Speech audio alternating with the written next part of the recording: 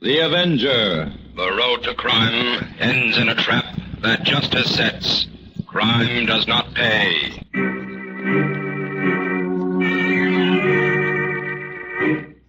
The Avenger, sworn enemy of evil, is actually Jim Brandon, a famous biochemist. Through his numerous scientific experiments, Brandon has perfected several inventions to aid him in his crusade against crime as the Avenger.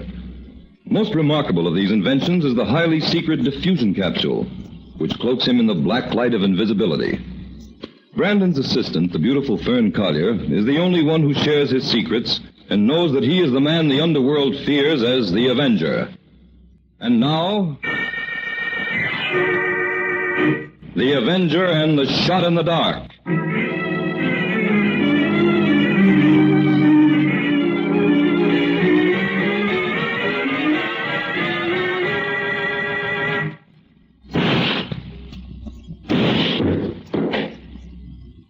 You fool, Ripley. You shot him. No, Corbin. It was an accident. Armstrong tried to take my gun. In the struggle, it went off. Come on. We'll beat it out the back way. No, I didn't mean to kill him. It was an accident. I'm going to turn myself in. You're crazy. They give you the hot seat for this, Ripley. But there's nothing else to do. Armstrong's body won't be discovered until morning. That'll give us time to think of something. Come on. Where to? Over to my place. This way, Ripley. Hurry.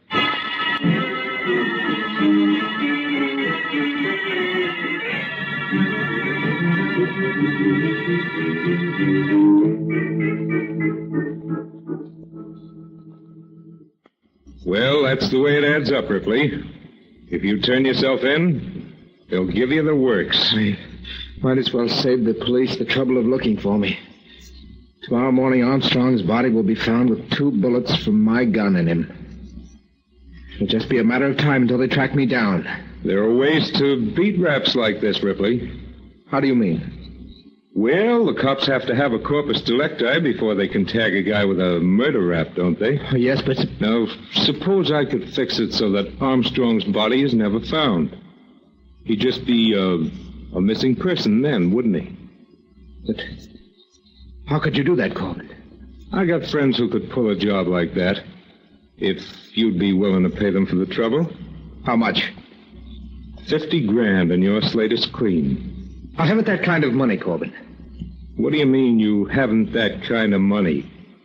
You're worth 5 times that much, Ripley. What about that big inheritance you just came into? But most of that money is tied up in bonds and securities. I can't possibly... All right. Suit yourself. If you'd rather blow your whole bankroll trying to defend yourself in court, that's your business. But if I had a wife and kids... I'd leave my family out of this, Corbin. Okay, Ripley. I just thought maybe you forgot about them, that's all. No. No, I'd gladly pay $50,000 to spare them the shame and disgrace of a murder trial. Only what? What's holding you up, then? How do I know it would end there? You know I killed Armstrong. You're a blackmailer, Corbin. You've already taken me for $20,000. Have it your way, Ripley. But you ain't exactly in a position to do any bargaining, you know. What about those papers we went to Armstrong's shop to steal? You started shooting before I had a chance to get them. Don't blame me for that. All right, Corbin. If you can get those papers and get rid of Armstrong's body, I'll pay up. I'll talk to my boys. But you've got to have the dough ready by tomorrow night. I'll do the best I can. Okay. Well, now that the deal is closed, you just forget all about Armstrong. I'll take care of everything, Ripley. Every single thing.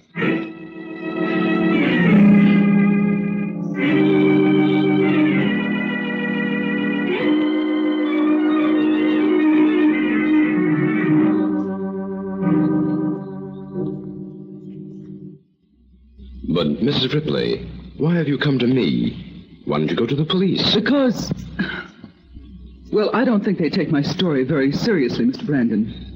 After all, I can't prove there's any crime involved. Well, in that case, there's nothing I can do either. I thought perhaps you could find out what's troubling my husband.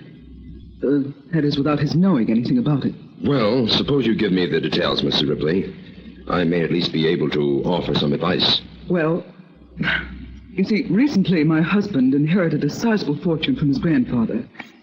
Almost immediately, he began to act strangely, as if he were afraid of something. I questioned him, but he'd tell me nothing except that he was having business troubles. Well, that sounds plausible enough. Well, at first I thought so, too. Then about 2 weeks ago, my husband drew $20,000 out of our joint bank account.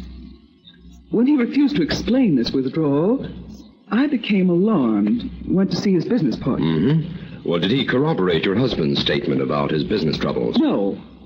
No, he assured me that my husband's business affairs were in perfect order. He knew nothing about the $20,000. Perhaps your husband gambled with the money, Mrs. Ripley. I tried to make myself believe that. Until yesterday. What happened yesterday? But yesterday I discovered that my husband had sold $50,000 worth of bonds. Government bonds that had been purchased for our small son. I know my husband wouldn't have done that.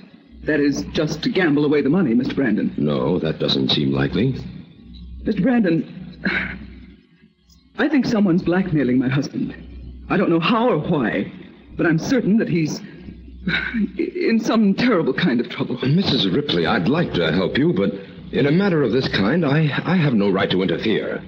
As far as the law is concerned, a man can spend his money any way he likes. And we have no proof that this is blackmail. My husband is living in mortal terror of someone. I'm sure of it. Then suppose we handle it this way, Mrs. Ripley. You go home and speak to your husband. Try to persuade him to make a statement. And if he's in any kind of danger, you can be sure that the police will offer him every kind of protection. But until he's willing to make a clean breast of things, I'm afraid this is strictly a family matter. Or perhaps a case for his physician.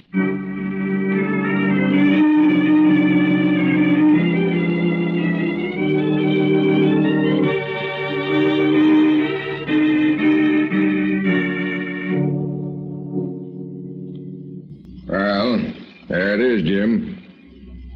Looks like suicide, all right. Not a very pretty sight. Who discovered the body, Inspector? The maid. Yes, when she came in to clean the room about an hour ago. She didn't touch anything, though. The hotel manager kept the room locked until we got here. Does the manager know anything about this man? Not much. Says he checked in last night and registered as Harry Johnson. In a place like this, they don't ask any questions. Well, it's evident that this man could have afforded a better hotel. Good clothes, well-kept hands, expensive shoes. Well, that doesn't make much difference now. Shall we cut him down? No, not yet. I want to check everything first. That's obvious what happened, Jim. That overturned stool there on the floor is what he stood on while he fastened the rope around his neck. Then he just kicked away the stool and hung himself. I don't think so, Inspector. Oh, now, Jim, you're not going to tell me. Bring that stool over here, Inspector, will you please? And I'll show you what I mean. Okay. As you can see, this noose is drawn very tightly. All right, here's the stool, Jim. Good. Place it upright under this man's feet. Now, look, Inspector, there's a distance of at least 6 inches between the stool and this man's feet. Since the noose is tightly drawn, that means he couldn't possibly have hung himself. No, this was murder, Inspector. Yeah. Now we'll cut him down and see if we can find anything in his pockets. Here, give me a hand, Inspector. All right. Cut it. Hold it. Yeah. Here, help me put him on the bed. All right. Well, I'll send a man down here to give everything a good dusting, but I have a feeling we won't find any prints in here. Here's his wallet. A few small bills and some business cards. Say, this man's name was Alan Ripley, Inspector. Hey. Isn't he the fellow that came into a pile of money a couple of months ago? That's right. His wife came to see me yesterday morning. She thought he was being blackmailed, but couldn't offer any proof of it. Well, that gives us a lead. It's certainly worth investigating in the light of what's happened. Let's see what we can turn up on it.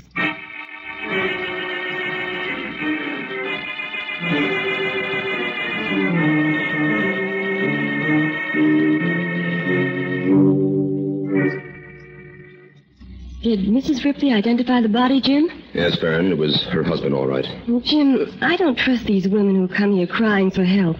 Remember the wild goose chase that Edith Wiley led us on? And all the time she herself was guilty. In other words, you think Mrs. Ripley blackmailed her husband and then murdered him? Well, I think we should check the story before we put any faith in it. Don't worry, we will. Oh, did you get me those back numbers of the newspapers, Fern? Yes, they're in the library, Jim. But what do you want with them? Well, according to Mrs. Ripley, her husband's trouble began when he inherited that money. Now, if we're up against the work of an organized blackmail ring, Ripley wasn't their only victim. Oh, you mean we're going to check up on all the other people who inherited money recently? That's right. If we can get hold of somebody who will talk, we can save a lot of time on this.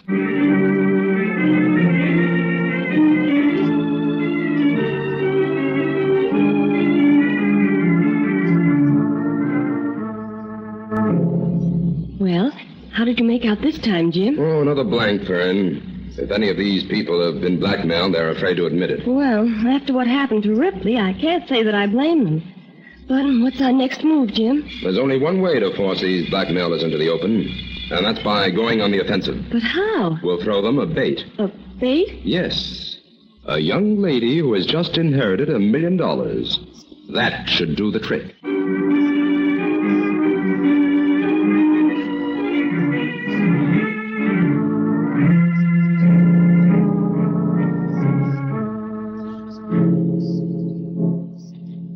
Say, Jim, is it true about Fern inheriting $1 million from an aunt in South America? That's what the papers say, Inspector. Well, where is she? I want to congratulate her. Golly, $1 million. Some luck. Inspector, wait a minute. You'd better brace yourself for another shock. What are you talking about, Jim? That story was a fake. Fern didn't inherit anything. I don't get it. What's going on here, Jim? We're setting Fern up as a decoy to trap this blackmailing ring, Inspector. That's dangerous business, Jim. I know, but I've taken every precaution. Where is Fern? She's taken an apartment in the house next door. I've had the place completely wired, and there's a dictaphone in every room. And those dictaphones are connected here in your lab, Right. Well, I can breathe easier then. Oh, that's Fern on the wire now. Yes, Fern, what is it? Jim, it's awful sitting around this apartment with nothing to do. Why can't I bring the typewriter over and do some work while I'm waiting? Because an heiress doesn't have to work, Fern. Well, I hope this life of ease won't last too long. I can't take it. Well, now, you just sit tight. Pretend you're on a vacation. I'll have some more books sent up this afternoon.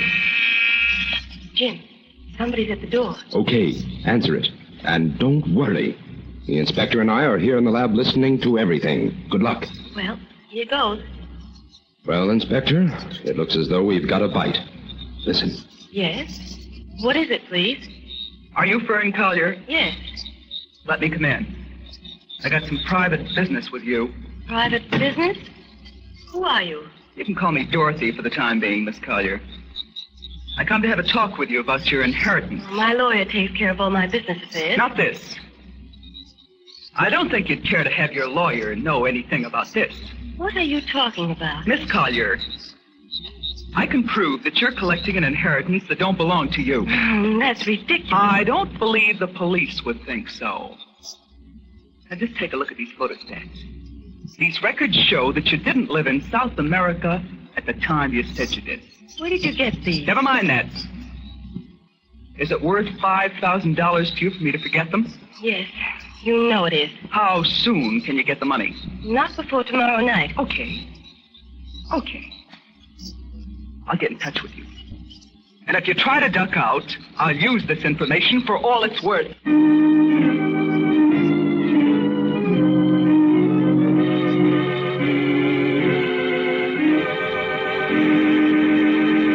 Now, back to the Avenger and the shot in the dark.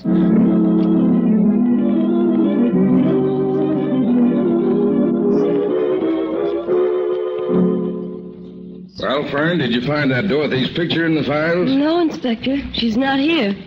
I guess we'll just have to sit back and wait for her to contact me. Don't you think so, Jim? Yes, we do that anyway because she's just fronting to someone.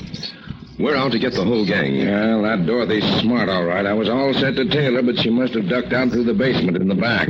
Now, Inspector, what would you say if that happened to one of your men? Well, a man can't be two places Well, it at doesn't once. matter.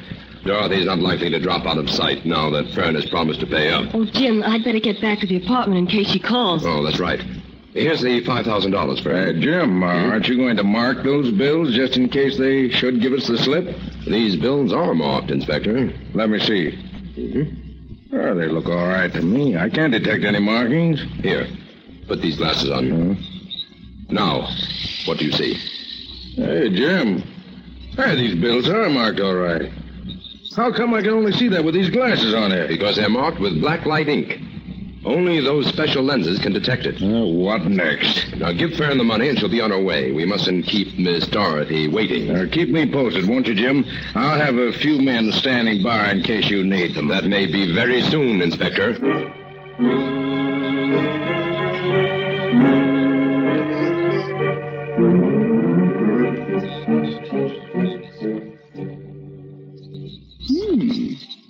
This is the neatest setup we ever had, Corbin. Yeah. A phony heiress. We ought to be able to take her for the whole role, Dorothy. I wouldn't be surprised. She's plenty scared. Well, in that case, I don't see why we should wait. When she comes around with the $5,000 tonight, I'll put the bee on her for another 50 right away. What do you think, Armstrong? I think you're getting too ambitious, Corbin. You don't last long in this game unless you play it slow. What are you talking about? We got $100,000 from Ripley in a couple of weeks, didn't we? Yeah. And then you had to bump him off to keep him from squawking. Don't forget that. Well, if we can take this little phony Jane for another 100 G's, we'll be set for life. That'll bring our bankroll close to the $1 million mark. You can count me in on that, Corbin. I got a nice little ranch picked out just over the border. If we can swing this job, I'm going to retire. Well, what about you, Armstrong? Are you willing to string along, or do I have to get a fast substitute? Come on, Armstrong. You're not scared of a little dame that's as crooked as you are you? No, I guess not. But after this job, I'm pulling out. A racket like this can't last forever. Okay. Now, listen. Tonight I'll meet this Collier girl and tell her we're not interested in anything less than $50,000 for them papers. I'll make a date to take her to Armstrong's shop tomorrow night to get the papers and pay off the money. Then you and Armstrong go into your act, and you got her right where you want her. She won't dare talk. She'll put up another $50,000 to keep you quiet. That's it. Okay, Dottie. You go to a pay station in Midtown and give the little lady a ring. Tell her to drive out to the old church at Black Point at 10 o'clock tonight, alone. Do I, give her your name? Sure. This Corbin alias has proved lucky for a whole year. We'll stick to that for the time being. But be sure to tell that girl that if she doesn't follow instructions to the letter, she'll never live to collect that inheritance.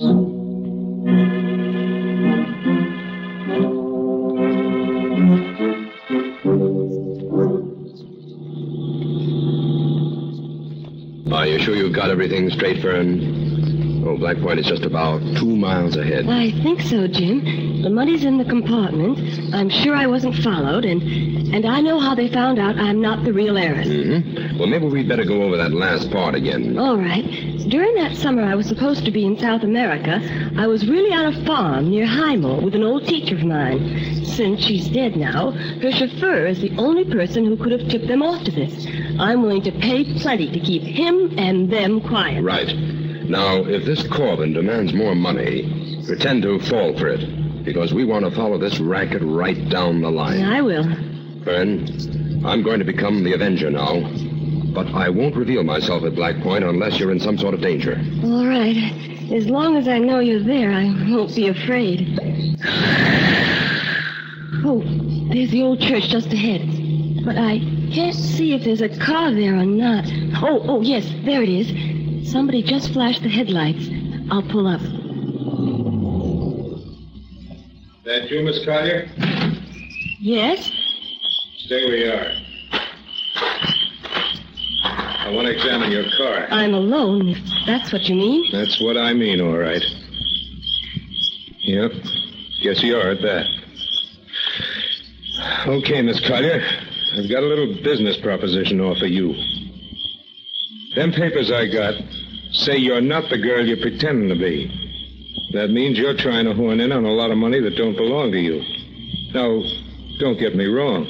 That's okay with me. But I think you should be willing to make a fair deal. What kind of a deal? Well, since you stand to collect $1 million, what do you say to $50,000 for them documents? 50,000? Let's not bargain, Miss Collier. Are you willing to pay or not? Well, I have no choice. You know that. When must I have the money? Tomorrow night. The papers are locked up in a little hock shop I know about. We'll have to steal them. Steal them? Just a minute. I don't understand. Do you mean this shop owner has the papers? Yes, but we can get them. And that'll put them out of the picture completely. Oh. I'll meet you at midnight tomorrow at 7th Avenue and Clay Street. You bring the money and we'll get the papers. All right. May I go now? Yeah, but I'll take that $5,000 you brought just on account.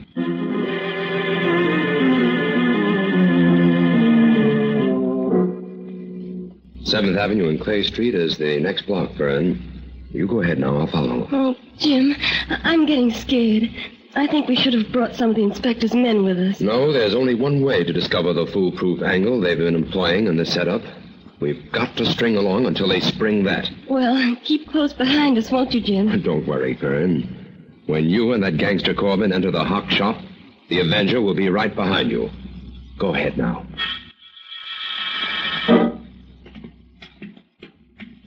This is the place, Miss Collier. We duck through this alley and get in the back way. I don't understand why I had to come here. Why couldn't you steal the papers yourself? Why should I take all the chances? For $50,000, Be I'd quiet. Here we are. Isn't this back door locked? Sure. I'll force this window and get inside and open it up. Yeah, that was easy. Wait right where you are. I'll have the door open in a minute. Jim. Yes, Vern. It's time now for the Avenger.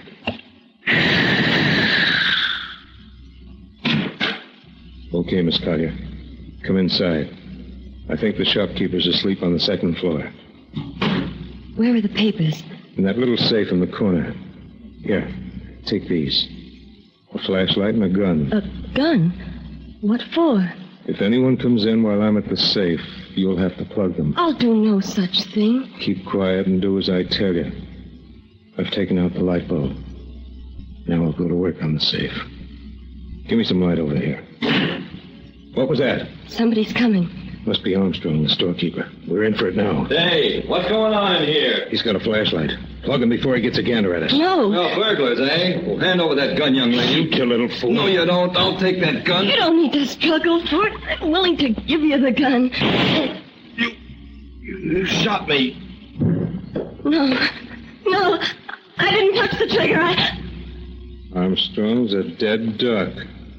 Come on, we've got to get out of here. The cops may be here any minute. You're right, Corbin. The Avenger is here now. The Avenger? Yes. And I've just witnessed a very dramatic climax to a long history of blackmailing. The girl shot Armstrong. You saw that. There was a shot in the dark, and this young lady holds a gun. You could blackmail her for life with evidence like that, couldn't you, Corbin? Young lady, have you a gun of your own? Yes, in my purse. Take it out. Now, let us make a little experiment. If Armstrong is dead, he wouldn't care one way or another about an extra bullet in the heart. But if he isn't, he'd better be off that floor with his hands up within 5 seconds. 1, 2... No, don't shoot. It was a frame-up. Don't shoot. I'll spill everything. Save it, Armstrong. Call the police, young lady. We'll let them handle Armstrong's confession.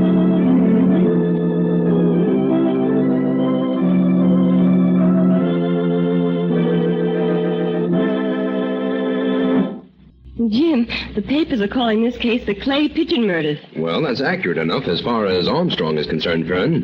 He was murdered by 6 different people and lived to tell about it. Jim, just how did they manage that? The gun Corbin gave his victims to hold was filled with blanks.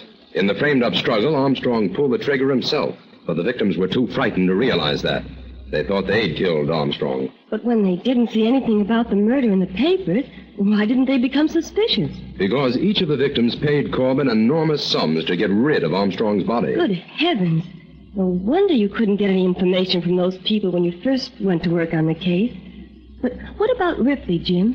Why was he murdered? Ripley paid up, but his conscience bothered him, and he decided to go to the police and confess.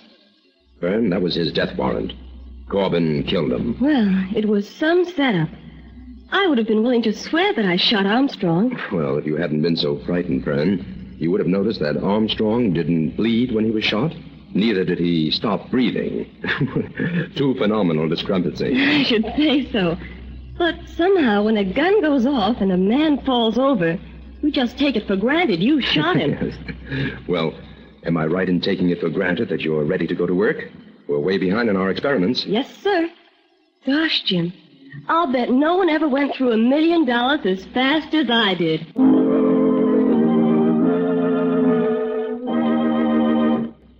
All characters, names, places, and plots used in the Avenger program are fictitious. Any similarity to persons living or dead is purely coincidental.